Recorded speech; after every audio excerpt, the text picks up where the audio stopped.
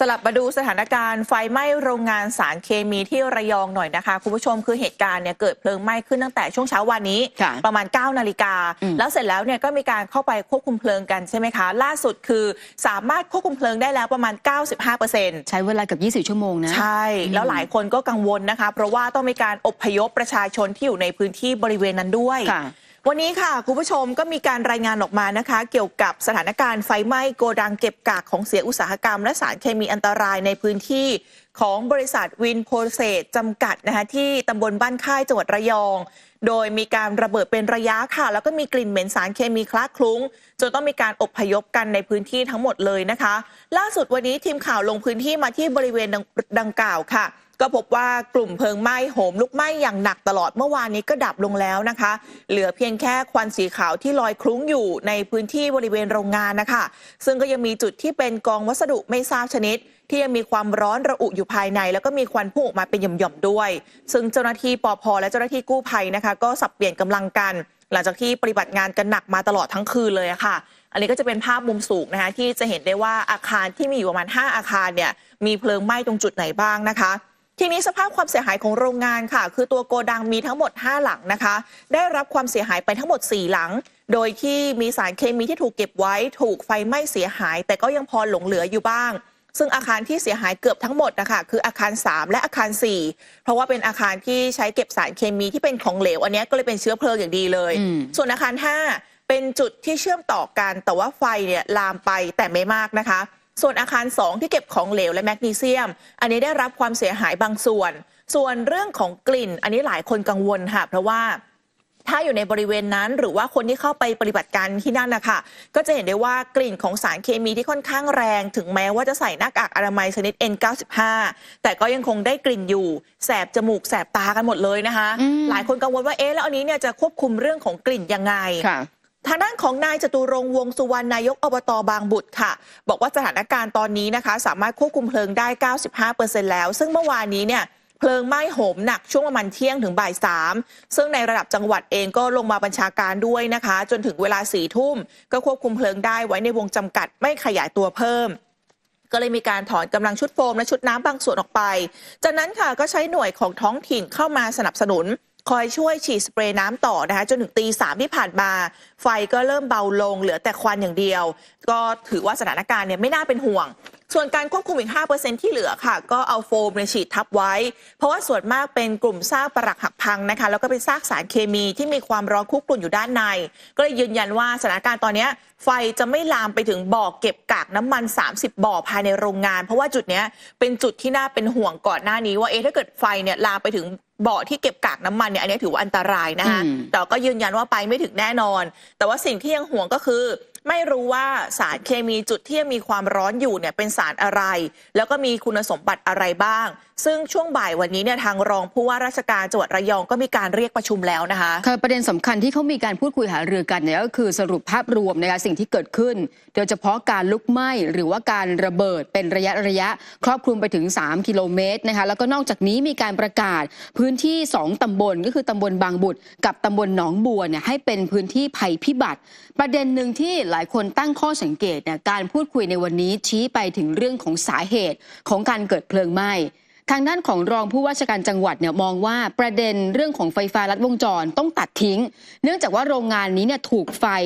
กตัดไฟมานานกว่า2 เดือนแล้วส่วนหลังจากนี้นะคะแผนฟื้นฟูของจังหวัดโรงงานอุตสาหกรรมต้องรับผิดชอบในการนำเสนอจัดทำแผนฟื้นฟูเยียวยาพี่น้องประชาชนแล้วก็รวมไปถึงพูดถึงเรื่องของเจ้าของโรงงานด้วยเพราะตั้งแต่เกิดเรื่องเนี่ยมีเจ้าของร่วมซึ่งเป็นจำเลยที่2มาแสดงตัวส่วนตัวเจ้าของจริงๆเนี่ยยังไม่เจอตัวโรงงานนี้ถูกสั่งปิดไปนานแล้วฉะนั้นโอกาสที่บอกว่า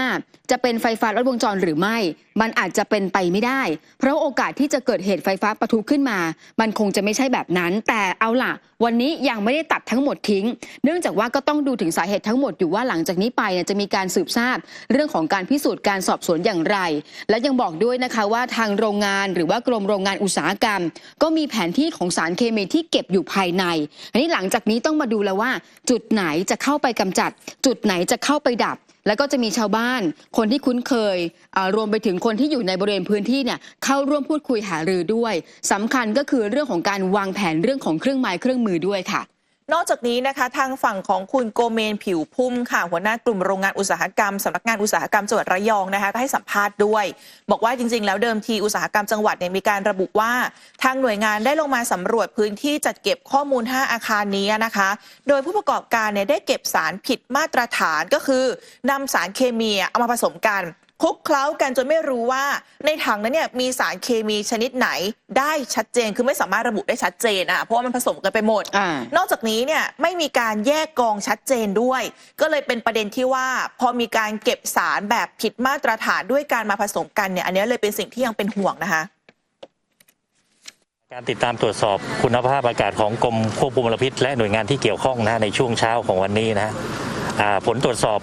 มลพิษทางอากาศทางด้านท้ายลมพื้นที่ที่ได้รับผลกระทบก็จะสถานการณ์จะดีกว่าเมื่อวานนี้เนื่องจากว่าเพลิงไหม้ได้ลดเปลวลงเหลือแต่กลุ่มควันบางๆในบริเวณอาคาร5อาคาร4แล้วก็อาคารโดยรอบที่เพลิงไหม้ไปเมื่อคืนผลการตรวจสอบเบื้องต้นอย่างที่ว่ามาคุณภาพอากาศไม่เกินค่ามาตรฐานหรือจุดที่เป็นอันตรายประชาชนส่วนใหญ่สามารถกลับเข้าที่พักได้แต่ทั้งนี้ทั้งนั้นในตัวของควันเองมันยังมีกลิ่นมีกลิ่นควันมีกลิ่นไอระเหยสารเคมีอยู่บ้างเล็กน้อยอยู่ในระดับ0 จุดกว่า ppm หรือ1-2-3 ppm ซึ่งไม่อยู่ในระดับที่เป็นอะไรตัวที่เจอเยอะๆหน่อยจะเป็นพวกคาร์บอนไดออกไซด์คาร์บอนมอนอกไซด์ซึ่งเป็นกระบวนการที่เกิดจากการเผาไหม้พวกอะซิโตนพวกอะไรพวกนี้ซึ่งอยู่ในระดับที่ไม่สูงมากแต่ก็ยังทำให้ได้กินอยู่ก็ยังคงมีการแจ้งเตือนประชาชนที่อยู่ด้านท้ายลมถ้าเป็นไปได้ก็พยายามอพยพไปอยู่ในพื้นที่ด้านเหนือลมหรือบางคนถ้าเกิดอาการก็อาจจะเข้าไปพบแพทย์หรือว่าไปยังจุดที่เขารับปฐมพยาบาลเบื้องต้นบริเวณอบต.บางบุตรตรงนี้เขามีเปิดรองรับสำหรับคนที่ได้รับการเจ็บป่วยหรือมีอาการข้างเคียงได้นอกจากนี้คุณผู้ชมช่วงประมาณใกล้ๆเที่ยงที่ผ่านมาค่ะทีมข่าวรายงานมานะคะว่าที่บริเวณโรงงานสารเคมีแห่งนี้ค่ะมีเพลิงลุกไหม้ปะทุบริเวณรอบนอกโรงงานขึ้นมาอีกครั้งหนึ่งนะคะซึ่งทางเจ้าหน้าที่ก็เร่งระดมดับไฟจุดบริเวณดังกล่าวค่ะโดยที่นายประเสริฐเหนือแสนผอ.ส่วนสนับสนุนทรัพยากรกู้ภัยศูนย์ปภ.เขต17จันทบุรีก็ได้เข้ามาสนับสนุนในเหตุการณ์นี้นะคะคือเข้ามาช่วยก็ได้เล่าถึงเหตุการณ์เพลิงไหม้ที่เกิดขึ้นด้วยค่ะเมื่อวานเนี่ยเราคุมได้แล้วเรานึกว่ามันมีความร้อนสะสมอยู่ข้างในครับประกอบกับอากาศมันร้อนด้วยมันก็เลยปะทุขึ้นมาอีกครั้งหนึ่งแต่ว่ามันอยู่ในพื้นที่ที่มันจำกัดซึ่งมันไม่เป็นอันตรายครับซึ่งจริงๆแล้วว่าเราคิดว่าเราคุมได้แล้วมีความร้อนสะสมเข้ามามันก็ปะทุขึ้นมาครับแต่ตอนนี้เราก็ควบคุมมันได้ละไม่มีปัญหาละใช่ครับก็คือเราจริงๆเราพยายามที่จะทีแรกให้เด็กใช้โฟมเข้าไปเขาบอกว่าข้างในมันเหมือนวัสดุธรรมดาไม่จำเป็นต้องใช้โฟมเพราะใช้โฟมไปมันก็มีราคาแพงนะครับเราก็ใช้น้ำดับนะครับตอนนี้ก็สามารถควบคุมได้นะครับในลักษณะที่เกิดขึ้นอย่างเมื่อกี้เนี่ยมันก็มีโอกาสที่จะปะทุได้อีกมีทุกจุดครับในพื้นที่ตรงนี้เป็นพื้นที่ที่มันมีความร้อนทั้งหมด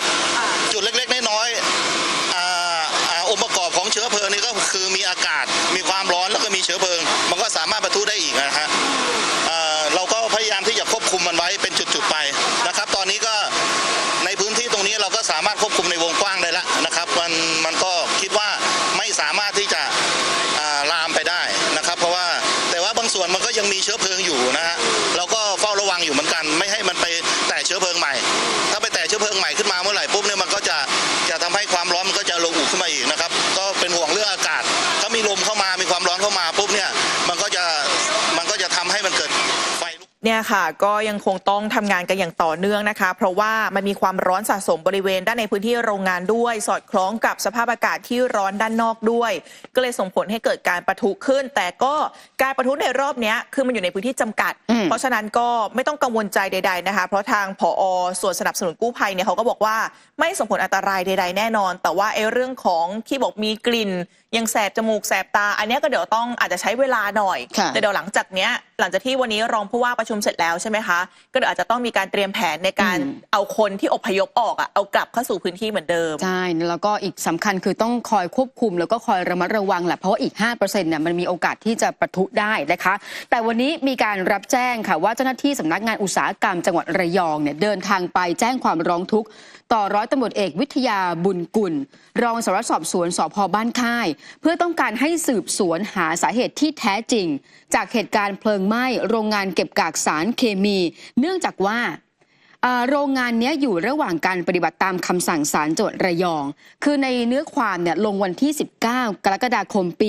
66แล้วก็บอกว่าจะต้องมีการดำเนินการบำบัดกำจัดของเสียภายในโรงงานให้แล้วเสร็จภายใน31ธันวาคมปี66คือปีที่ผ่านมา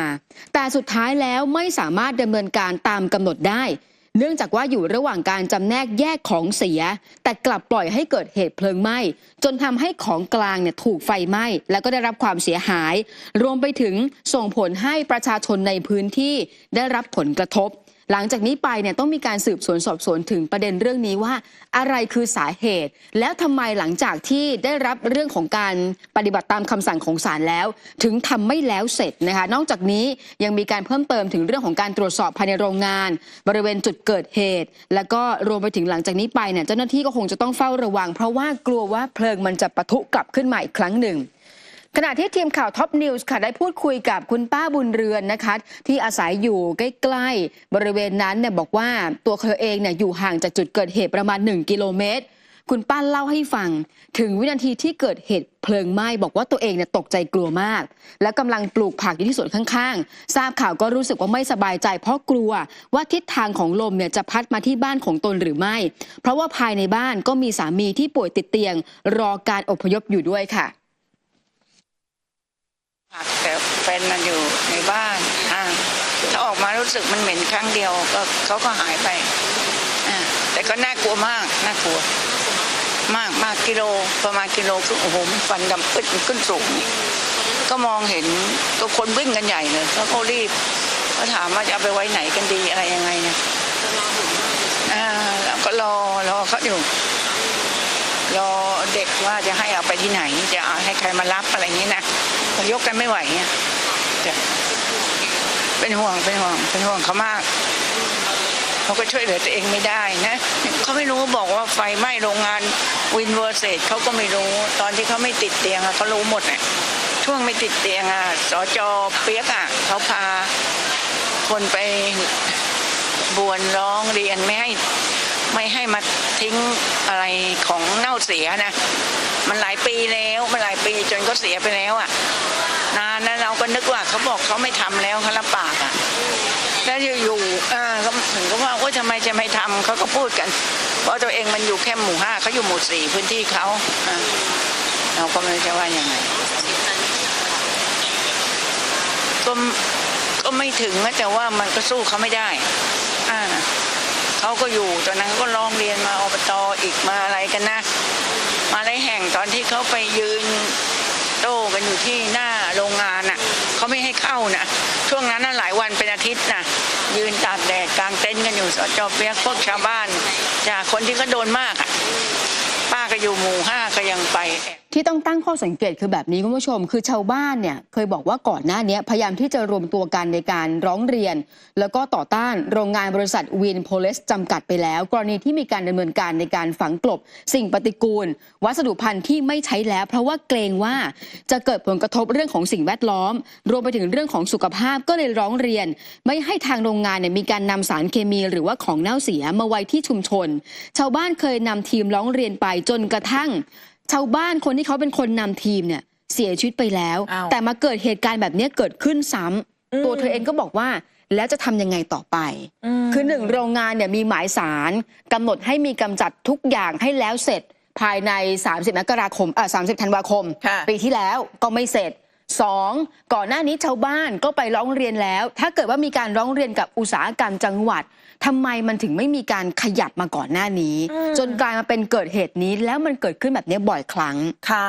ตอนครั้งก่อนที่โรงงานพลุดอกไม้ไฟระเบิดชาวบ้านก็บอกว่าเนี่ยไปร้องเรียน ไปแจ้งกับทางเจ้าหน้าที่แล้วก็เงียบเฉยจนมันเกิดเหตุการณ์แบบนี้ ชาวบ้านเนี่ยก็เลยตั้งคำถามกันบอกว่าการที่ปล่อยแบบเนี้ยเหมือนว่าเป็นการรอให้วัวหายแล้วค่อยล้อมคอกหรือเปล่า ใช่ เพราะว่าชาวบ้านเองเนี่ยก็เหมือนรู้อยู่แล้วว่ามันอาจจะเกิดขึ้น ใช่ เพราะว่ามันมีหลาย ๆ โรงงานเนาะที่มันเคยเกิดขึ้นเนี่ยเขาก็ไปแจ้งกันไว้เพราะรู้ว่าแถวบ้านตัวเองมีเหมือนกันไง ใช่ทำไมถึงไม่รับเรื่อง ค่ะ ทำไมถึงไม่มีการดำเนินการปล่อยให้โรงงานนั้นเกิดเหตุแบบนี้ แล้วก็อีกคำถามหนึ่งคือ เจ้าของโรงงานตัวจริงเนี่ยทางด้านของตำรวจเจ้าหน้าที่ไม่รู้จริงๆหรอถ้ามีเจ้าของโรงงานร่วมมาให้ปากคำแล้วต้องสามารถสืบสาวราวเรื่องได้ ค่ะ ก็เดี๋ยวต้องตามต่อนะเรื่องนี้ มาร่วมสนับสนุนท็อปนิวส์นำเสนอความจริงได้แล้ววันนี้ เพียงกดปุ่ม Super Thanks แล้วเลือกจำนวนเงินตามที่ต้องการได้เลยครับ ขอบคุณครับ